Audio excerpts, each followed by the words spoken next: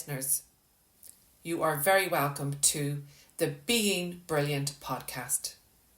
This is episode 10. Did you want to be a dad?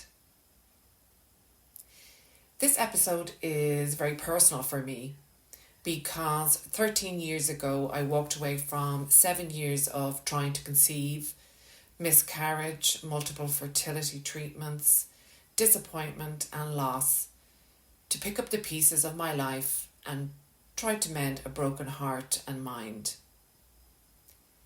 Back then, not many people were talking about this subject. And so a lot of my suffering was done in silence because I felt a lot of shame and guilt.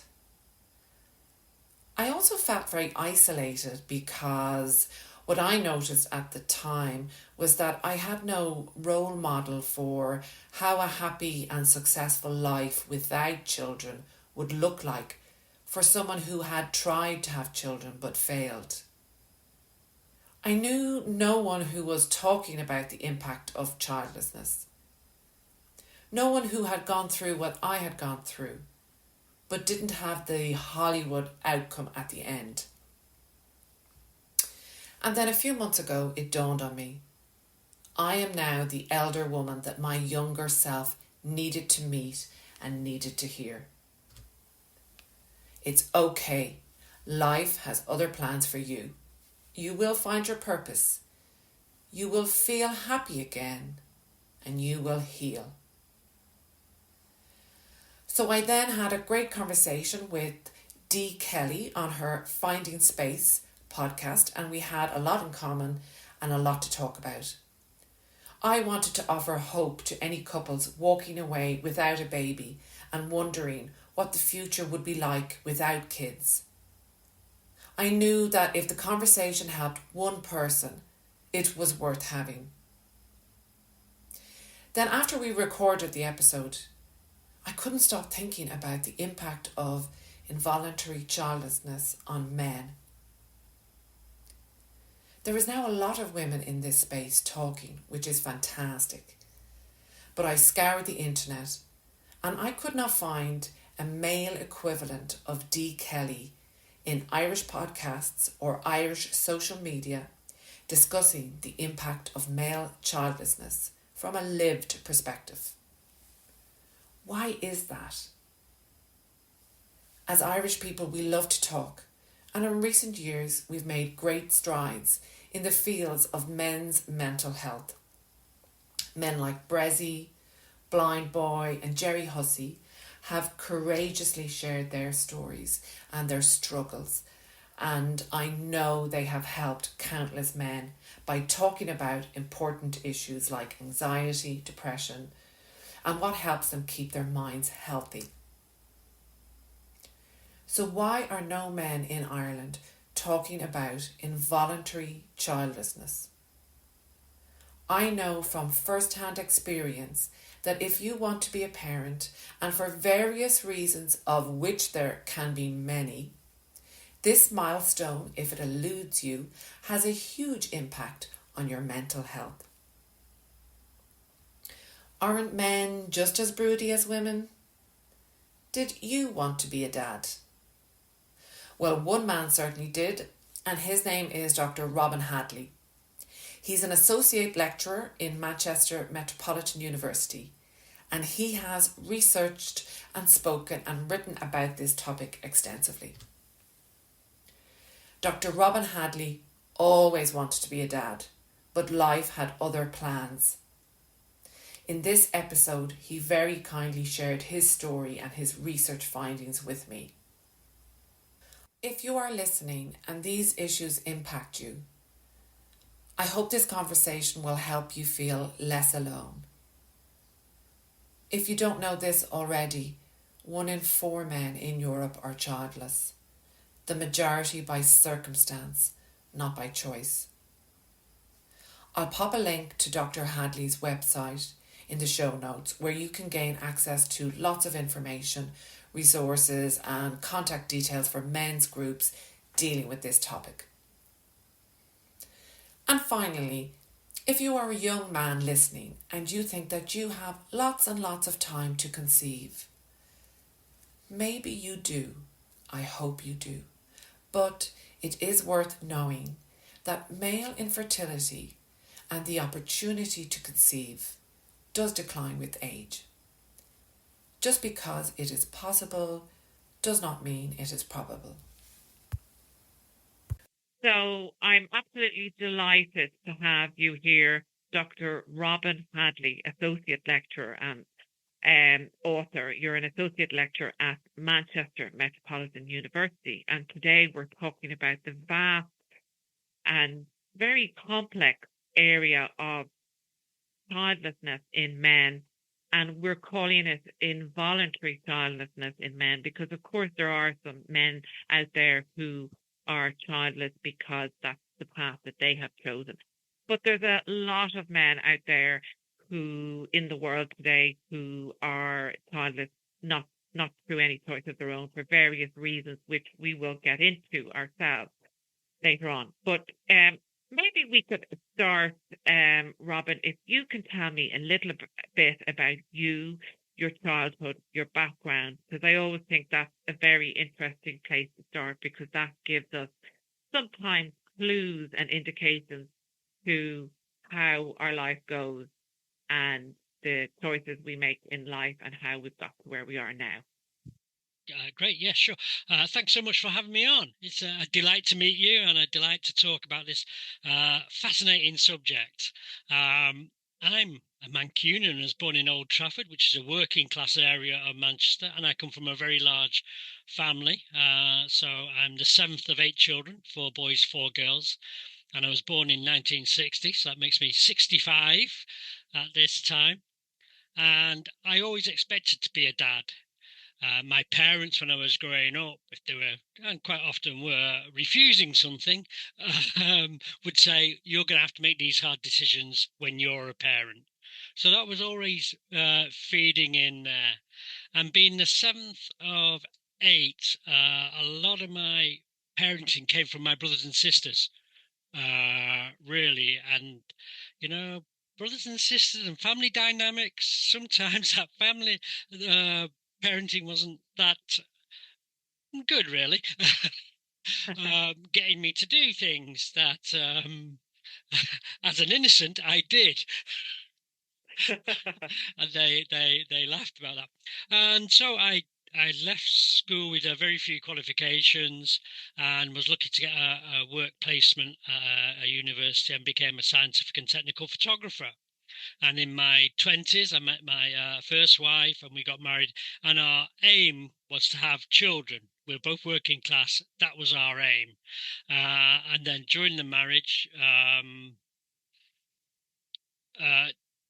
we changed. I think we both changed. I was very much still on, I want to have children, and her attitude changed and we got divorced.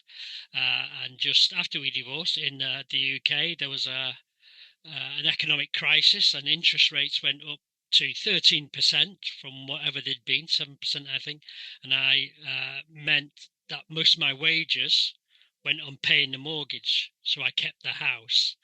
And so I was really forced to stay in for about 2 years, 2.5 years in my early 30s, which are a prime time for reproduction, a critical time. And then that resolved itself. I started another relationship, a deep relationship with an Irish woman. And at some point, she said to me, I want to have your babies. And in my marriage, when we were thinking and trying for a baby, I was very concerned about how I would be as a father. Would I be like my own father, who is quite authoritarian, is quite distant, but there again, he worked nights for all his working life. How would I actually be? Could I cope? How could I provide?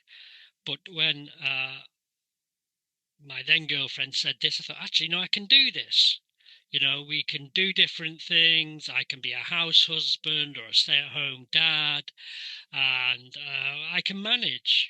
So there'd been a change in me in that actually I I thought I could cope with this compared to how I was 6 years, 7 years previously. But then we split up, and then a few years, and I met my wife. She's a few years older, so we're talking mid-30s for me. She's edging towards just over 40. She's a healthcare professional, and we spent a long time and different discussions around parenting. And she didn't want to become a mother because of her age, but also because of her experience as a healthcare professional dealing with families with children with special needs. And said, I did want to become a mum, but not now because of the risk of being an older mum. And I know I don't have the energy to do it. So then it was a choice really for me, and I chose love, viewers, and so.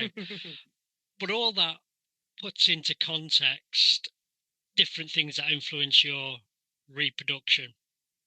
The choice of partner, circumstances change during it. Me and how I changed in how I relate to people and how I performed, because I was quite shy from my background, because there's an anxiety about forming a relationship. Because you're in a big family, when you do form a relationship, you're all in very, very deeply, I think, and so you can be a bit overwhelming once you cross the threshold. So that's a mixture of reasons of why I didn't become a dad. And my job changed in my early 40s. Things changed technology-wise. So my wet processing, films and all that sort of thing was going out and digital was coming in. Where I worked, didn't want to invest in the high cost when they could just outsource it and bring it in. So I was on the way out. So I started to train as a counsellor, and I did that because you could do it in nice short blocks that didn't mean a lot of money up front. So I wasn't really stretching myself financially, but also I always expected to fail each one because of that experience of education and not getting qualified. But I didn't fail, or if I did fail, I failed upwards. And I got a postgraduate diploma and then started a master's. And because it was counselling, it had to be something you'd experience. And I was so broody in my 30s. So broody, like an ache inside and a cloud over my head. One of my colleagues, when I was about 35, became a dad, and we worked on the same floor in the same building. We used to have brews and lunches together. I couldn't face him. I was so jealous. I cut him off because the emotion was so much there, and also I thought I would explode. I'd either explode or just crumble completely just by looking at him and being in and his office and the pictures of babies and the chat around that sort of thing. And were you single at that point, Robin? Sorry to interrupt. I think I was single at that particular point, but it happened also when I was being in relationship. Well, certainly when the early stages of my relationship with my wife, and I was very jealous then as well. And that was part of the debate. So for my MI, I looked at male broodiness. I wanted to find out if it was just me who felt so broody, who had that ache, emotional ache, but also the thoughts and also the feeling of being out of sync, that there's an ideal arc of life and my friends and colleagues were on that ideal path and I wasn't. I was on an unmarked path, an unmarked arc of life, and all I could see was the gap growing between the ideal and the actual in that case. So I interviewed 10 men, and it was great to find out I wasn't the only one. Yeah. But the other thing is the silence, the lack of material, the lack of narrative, of books, of stories, of articles, of men who wanted to be dads to draw on. There didn't seem to be anything about male broodiness. And no, yet, and when what you, year? sorry, What year was that? Sorry. so that would be in, when did it start? That 2005. That would be in 2007 when I did my MA. And yeah, the lack of information there was really startling. How much there was around women and the women's experience. So there's like the medical stuff and the scientific stuff, but there's a lot of the experiential stuff as well. Women's stories, how they felt, and that came into academia, but it was also out there in the broader media terms as well. But very little around men's actual experience. And that sort of puzzled me. And there's sort of two myths. Men are fully fertile from puberty until death, and men aren't bothered. Well, it's incredible that a species that we need a male and a female, if either weren't bothered, the species wouldn't be in any way successful. And we are a successful species. So it can't all be just around the women, is it? An egg and a sperm, and why is all the information around the egg, and why is all the narrative around there? And so I then self-funded an MSc to try and find out if this idea that women are broody and men aren't bothered was true, because it's vastly out there, it's thrown out there, but there didn't seem to be any evidence. So I did an online survey, and I found out it wasn't. It's around about the same, slightly higher for women, which is sort of logical, really. But I also did a little item, a survey item within the survey, looking at broodiness. So yearning, jealousy, joy, all those sort of things. And the non-parent men and the non-parent women and the women who were mothers, their emotional response was very, very similar. Except the men were more depressed, more angry, and more jealous, I think.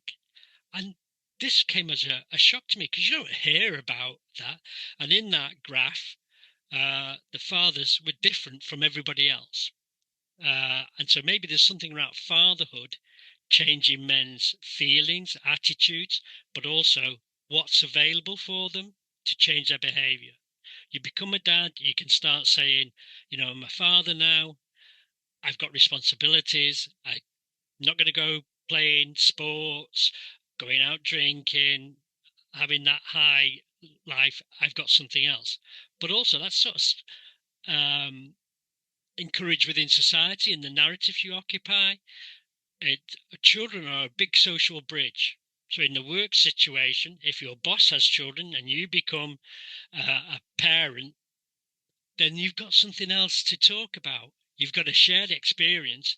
And what we do know is if you've got a social connection, you're probably going to get on better because you've got something to share, as opposed to being just one of the mass of people around that. So then I got a funded PhD at Keele University looking at older childless men. And from that, you get the life course, the different routes into childlessness. And one of the major ones that came through was economics. So I think when I was going to my first interview, I was taking the taxi to the train, speaking to the taxi driver, and he said, oh, well, I was in the army, I was in the petrochemical industry, I was always abroad, been married 40-odd years, he was an older fella. And I decided that it wouldn't be fair on my wife for us to have children because I'm always going to be away. And that would leave her to cope by herself. So that's one form of economics. The other thing would be short-term contracts. People, men moving around to follow the work. There was a manager of quite a big national firm, and he said, I was always moving around every 18 months, 2 years. And so it's hard to establish a relationship when you're up and down the country. But interestingly, everywhere he moved, he bought a 3-bedroomed house in the hope he'd find a partner and have a baby. So getting that established straight away. Other men, working class men, it was just following the work. Just following the work. Working class men tend to do the dirtier, horriblier jobs. So there's a thing about having to meet someone and how you present. So that was it. And then how those men were seen as older men and childless, and what that means as an older person, when a lot of the care, certainly in the UK, is based around having adult children being there to mitigate, to advocate for you, even if it's just, weekly doing the shopping, something like that. But the research does show that is if you're a childless older person and something happens, then you're going to be taken into formal care at an earlier stage in the illness and staying there for longer. Because once you're in the system, they don't want you putting you out to a place where you may have some dangers, where you don't have the support around you. Yeah. What I'm wondering, Robin, is if we could just go back to that time when, let's say, you were in your mid-30s and you might have been in between relationships. So there was still the possibility that you may have become a father. And you were in your mid-30s. Like, that's a time now when it is recognized for women that your fertility will start to decline from mid-30s onwards. But did you still think, as a man, you still had hope at that point, before you had that final, after your conversations with your partner, who's still your current relationship, that you decided for the various reasons that you wouldn't, but that point in your mid-30s when you were in between relationships, you must have still been holding out hope that, and also maybe not thinking about your biological clock the way a woman might be thinking. Absolutely holding out hope, but also in that being out of sync with my peers, like they're becoming fathers and mothers, I'm not. That difference seemed very, very big. But also, how do I jump that shark? I don't know if that's the right phrase, but how do I get to that ideal place? Yeah, how do I join that club? How do I join that? They're having great fun. Yeah, absolutely. At the railway station, I can see the carriage across the tracks. A big party in there. My carriage is empty. How do I do that? And also for me was, who will have me as well. Absolutely was a thing, and how to broach that, because I was aware of time. Actually, I was aware of time, that it was going on, that there was a clock there. It may not have been a biological clock, but there was a social clock there. And there is a biological clock for men as well. It's just not well advertised, and I certainly didn't know about it then. And I think quite a few men now don't really realise. Still a bit of a shock that that myth isn't correct. So yeah, and it was very much, how do I meet someone? And there seemed to be a vast difference between my generation of the 35-year-olds and people who are maybe even just 5 years younger.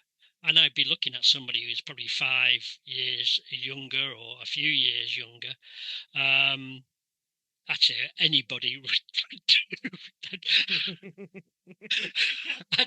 Anybody, just have me, please. Please. We're seeing it Susie at this point.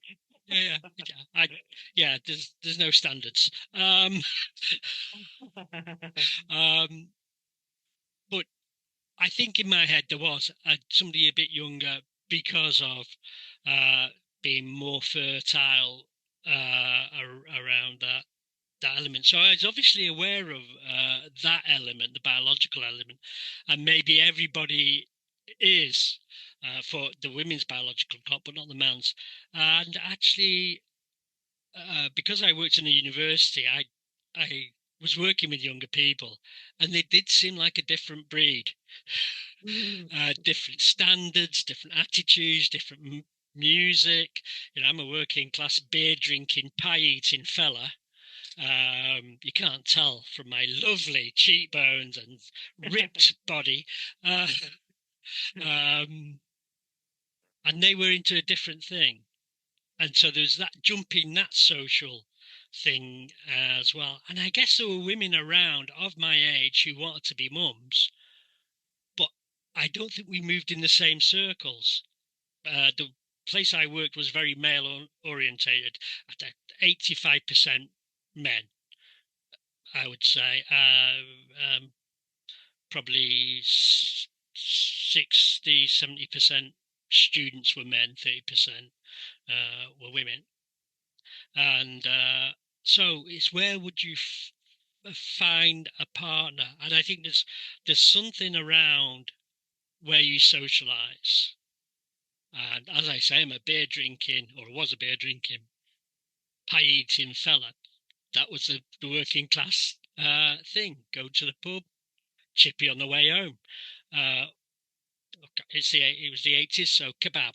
Let's see, broadened from just a chippy to a kebab. But yeah, so it's where you find your partner. I mean, I guess these days online dating and all that sort of thing may have broadened it out a bit. But I think in those days, a lot of people found their partner through work. Yeah. And or social events related to work. Yeah. Yeah. Yeah, and it's very much, if you're not on the ship and the ship has sailed out of the dock, you're still on the dock waving goodbye to that ship because all your peers are on that ship. Yeah. And they're knee deep in early parenthood. Absolutely. And you are not in that club. So that must have been extremely isolating. Yeah, absolutely. And if you're a bit shy like I was, and still am, a bit nervous about social interactions, how do you bridge that in a social situation? It takes a lot if you're in a bar or somewhere to walk up to someone and start talking, and with the aim of getting to know them, to forming a relationship, to having babies. That's so it wasn't just about let's hook up. Words change, don't they? I say hook up, I mean like just hook up, be together. Yeah, Whereas let's hang out. It's another thing completely now to another generation where it means sex. I didn't know that. But yeah, so it's how do you do that? How if you're not skilled? One of the things I found with interviewing, actually, when I've been talking to women, and women are very interested in men and reveal quite a lot about. I wasn't really bothered, they'd say, about becoming a mum, but he was. And he made it very clear earlier on. And I'm thinking, this is when I was doing my research, so a few years older, but in my I would have never known how to get that early on into a conversation that actually, what I'm looking for is a partner for life, in effect. Yeah. Yeah, but that's what I was looking for. Yeah. So what stopped you making that known? Is that something you regret that you didn't have those conversations at a younger age? Yeah. Fear of failure. Fear of failure and fear of being humiliated. And this is key, I think, for men and the way they behave. And sometimes they put on a massive front, okay, of being strong and being able to cope with everything. But inside, the driver is, I can't be seen to be weak. I can't be seen to be vulnerable. I can't be humiliated. And that's brought in from a very early age. So if you're on Facebook or any of the social medias, look for when a baby or a young child is called my little man, my little soldier, because these are adult terms for adult roles. And sometimes it can be 15 months, 2 years. And if they're saying it then, that's being built in all the time. The child's picking that up. What if you look at a comparable age girl, you don't say my little woman, my little soldier in the same way, my little princess.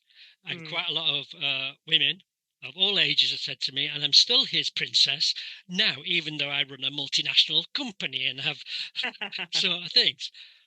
But so that's how that is built in. And what that builds in for men is a way of not being able to express themselves and their emotions without it being an action. So to run away or to fight, and that can mean your head as well. So you fight verbally, you go out and you do things and you resolve things. It's very hard to resolve churning emotions inside.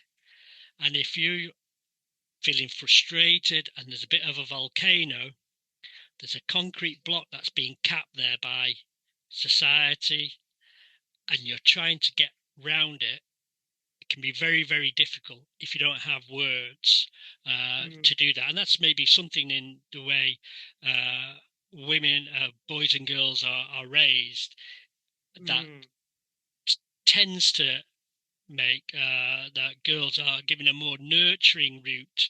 It's expected to talk, expected to support. Whether they want to or not is a different thing. But it's that, but also that's thrust on them as well. Women are supposed to be nurturing, supposed to be available. A lot of men, a lot of studies say this, expect women to be supportive, that they're going to be able to open up to them, whereas they won't expect to be open up to men, that actually they're much more guarded, that they're going to get attacked, they're going to reveal themselves as vulnerable. So vulnerable and humiliation. So the woman who wrote Handmaid's Tale, whose name Margaret Atwood, I don't remember her name. Yeah, in an earlier book, a character said, "Women are scared of murder, men are scared of humiliation." Yeah. And I think, well, we're all scared of murder, but absolutely on the humiliation. But where does that come from? I don't think it's intrinsic. I think it's, well, it may be slightly intrinsic, but it's built on by society.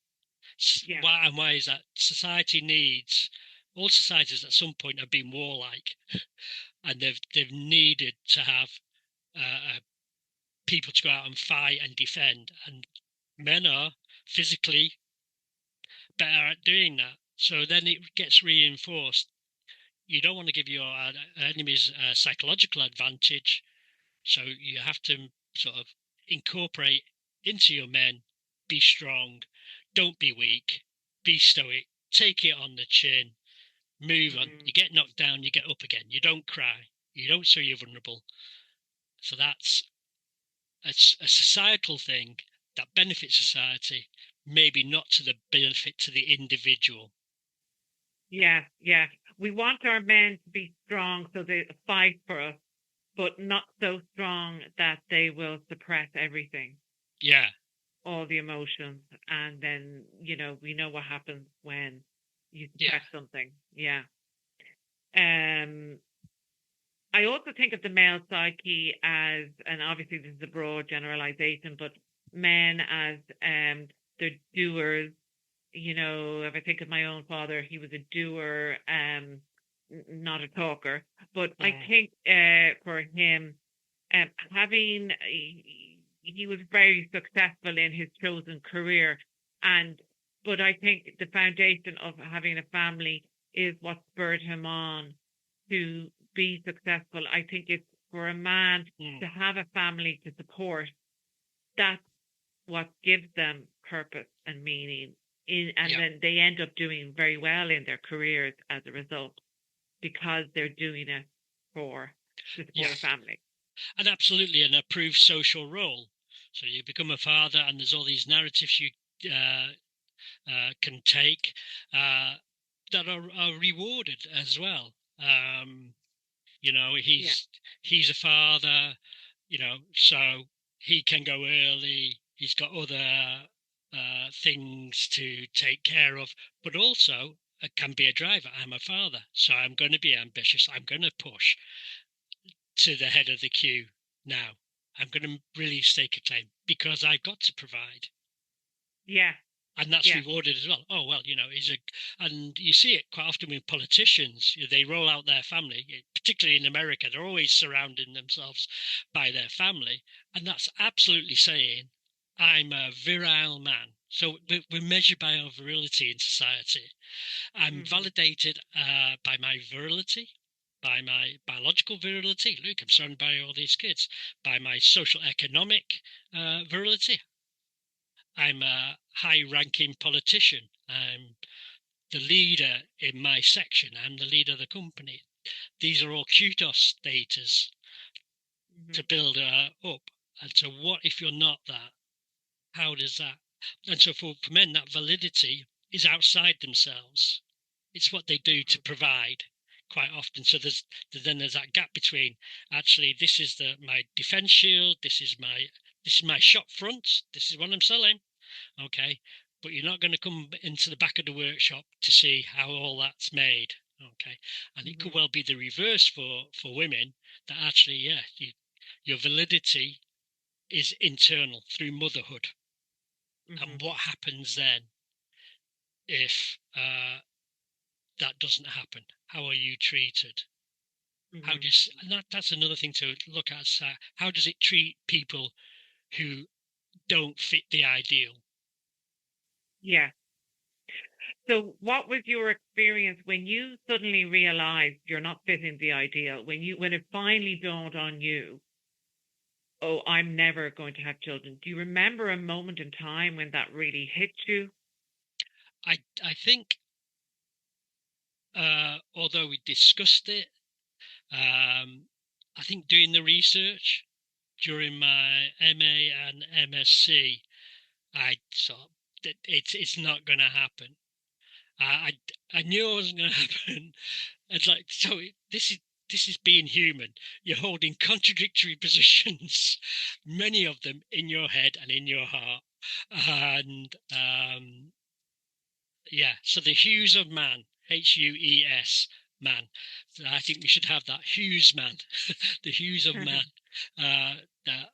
My different hues are there. So I think with age and experience and knowledge, I know I'm not going to become a dad. And I think it was probably in my late 40s that actually, although I've been married 5, 6 years, something like that, and me going out 10, and we'd had that conversation, it's actually, this isn't ever going to happen. Even though I knew it wasn't going to happen, there's something about the felt knowing it wasn't going to happen. And so that may sound a bit vague and cotton woolish, but we're vague and cotton woolish people. And we're contradictory internally and externally, as much as society likes us to be very blocked. You're this, you're that. We're a jumble of stuff inside, and I'm a jumble of stuff inside. So I think, but actually doing the research helped in that. It helped in I'm not the only one, and actually there needs to be something out there, and there isn't. Yeah, and not only are you not the only one, is the current statistics now that 1 in every 4 men worldwide are childless. Something like that, roundabout. Yeah. And male fertility is on male and female fertility is on the decline anyway. So, there's going to be more people joining those ranks. And there's so many reasons. Can we talk about maybe some of the reasons why a man doesn't have children?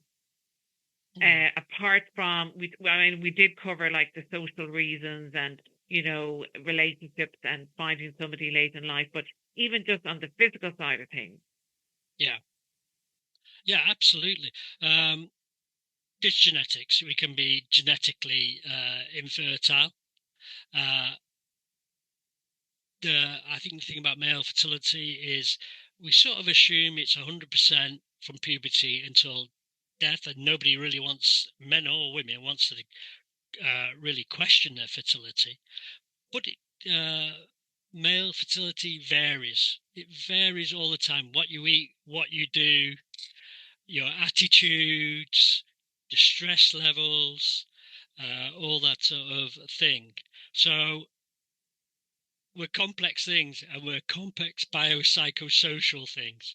So our jobs, I'm sitting down here talking to you, that's affecting my fertility. If I'm sitting down all day in a sedentary job, it's not doing my fertility any good at all.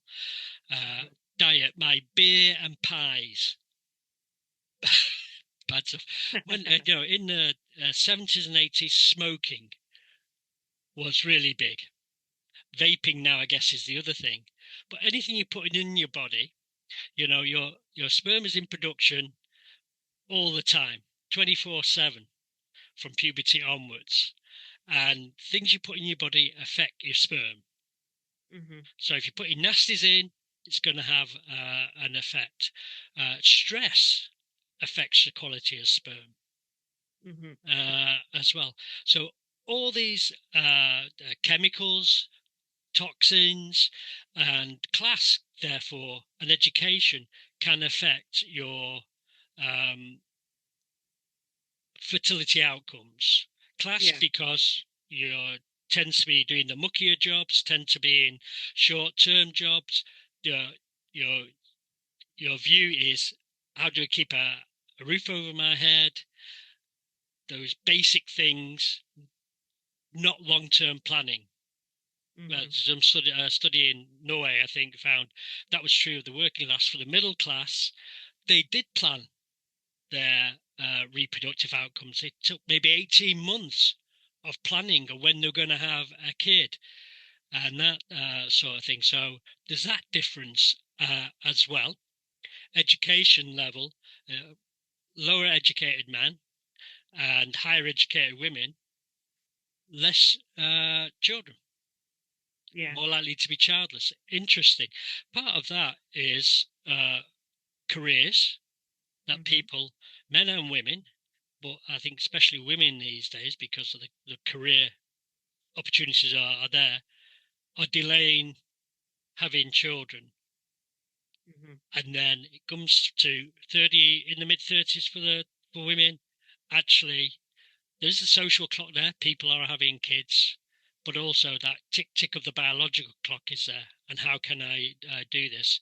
And the same should be for men as well, because sperm starts to decline very, very slowly after that. Has there been much research, Robin, on male fertility in terms of their sperm quality, at certain age groups? Has there been much research on that? There's more and more coming through on that, and absolutely, the older the father, the more chance the baby is going to have some conditions or issues related to genetics. The older the egg, the older the sperm. That's more and more, but definitely the older the sperm as well. And so people would say, well, what about there's a film star just had a baby, hasn't he? He's in his 70s. One of the big ones from America. Can't remember his name. Fantastic. Robert De Niro, maybe? He's Robert De Niro. Yeah. So, well, what about Robert De Niro? He's a very, very rich man.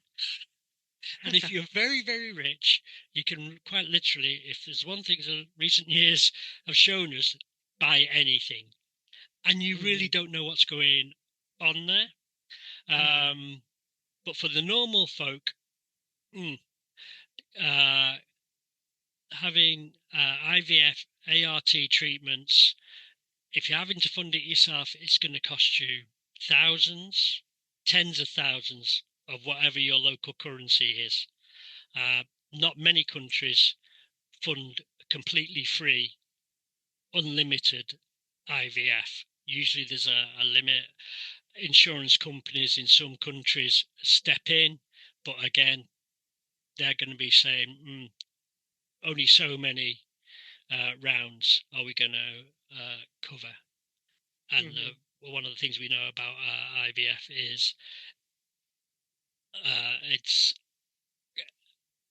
it's very, very physically demanding, emotionally demanding, physically demanding on the woman, but also on the men, because quite often they feel outside of it, and their support is really, really important and what they do. But it's a difficult process. It's very difficult for men, whether they are, let's say, a man in a heterosexual relationship where the woman is the one having all the tests and the treatment and everything. In terms of the IVF procedure, he will have to turn up and give a sperm sample, but then that's it. He won't have to take any other medication unless things have moved on now that I'm not aware of. But then it's a bit emasculating because that's all they can do and they can't do much. They can support their partner, but it's very difficult when they're grieving and they're finding the whole thing difficult and it's dawning on them. Not to mention if the reason they can't have children in the first place is that the sperm motility and mobility is affected as well. So he's going to have all sorts of insecure feelings and feelings of being a failure. Absolutely. Around that. Yeah, of course he's not, but he's going to feel like he is. I mean, I've been down the IVF route and I felt like a failure. We had unexplained infertility. But I still felt like a failure because we weren't having, children. So it's very difficult for the man because he mightn't be going through the experience of all the medication, the tests, the probing, leave your dignity at the door. Yeah. But he wants to help. He wants to be the problem solver to solve the problem, but he can't because he's not the medical expert, right? Yeah, absolutely. And during the process, he provides a sample and that's it. He's out. And as you say, all this material, all the focus is on the woman, wants to help her, wants to care, and men have spoken, they'd love to be able to take the place. I'd love to, but I can't, and I can't do anything. So they throw a lot of confidence into the science, and unfortunately, as like you found, sometimes the science just goes, well, actually, we're not sure. Yes, and it's not just sometimes. I think when I walked away 13 years ago, the stats for generally worldwide for an IVF procedure, which would result in a live birth, it was only 25%. And I think it's gone up to 26% now. Like it's only budged by a percent. So it's certainly not the silver bullet that people might think it is. Or as it's advertised and promoted. Yeah. Because it is $1 billion industry, the fertility industry. Absolutely. Yeah, and it's a global one where people's cells are flown around the world and different setups, and there's an exploitation element to it of generally poor women in low-income countries around that. So, yeah, the heifer, the one in the UK, the Human Fertility and Embryology Authority, it's their dashboard says 26% overall as a success rate. Very much age dependent, but other physical factors as well come into it a lot. Yeah. So this problem is only going to increase as time goes on. Society is getting sicker and sicker, and fertility treatment is probably getting more and more expensive. And the barriers to parenthood are getting greater and greater. There's huge barriers there. So, is there anything positive to take away from this for anybody who's listening to us, Robin, and that is, for any men who are listening to this? First of all, I want to say that you're definitely not alone, that there are many men in the same position as you. It's important to know that. And there are support groups out there, and there are resources.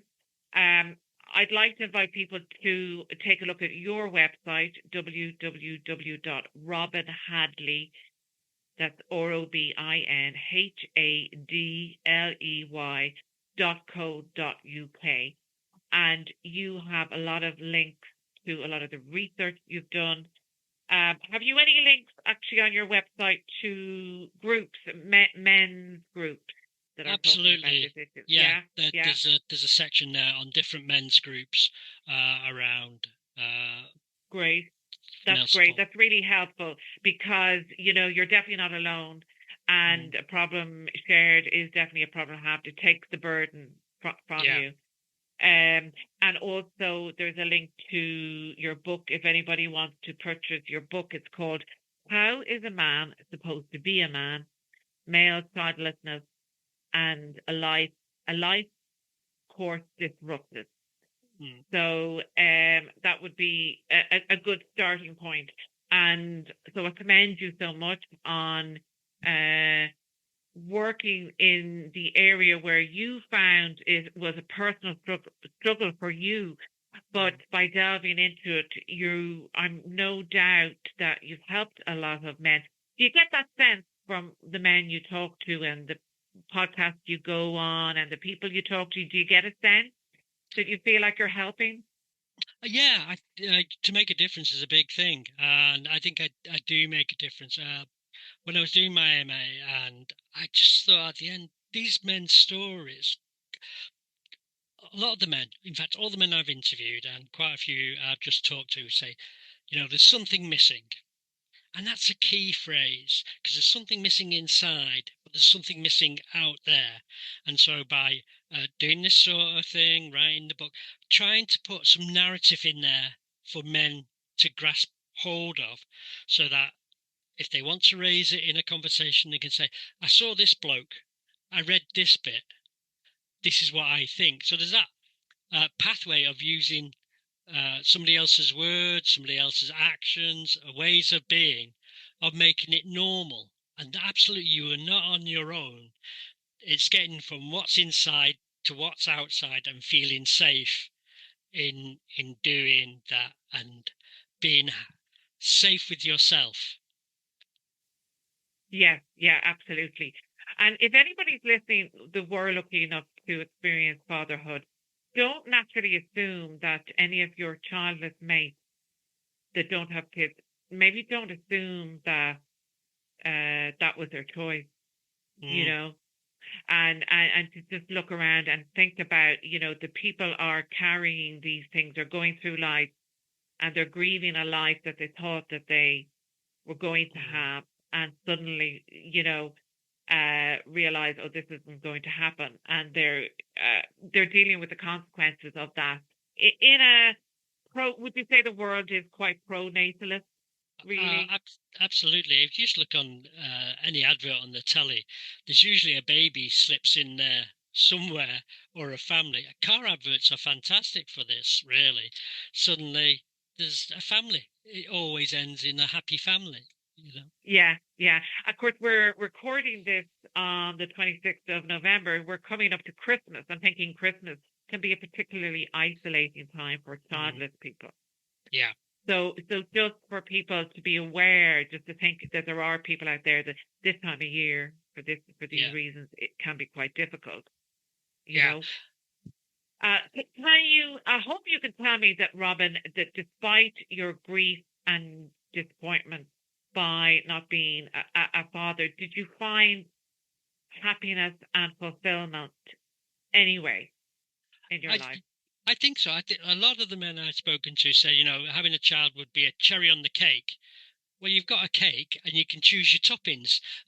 so so choose your toppings. So yeah, absolutely. I mean, I've written a book. I'm a working class lad who's written a book, and in my mid 40s went to university, and I was the first male in our family to go to university, the first one in our family to get a PhD.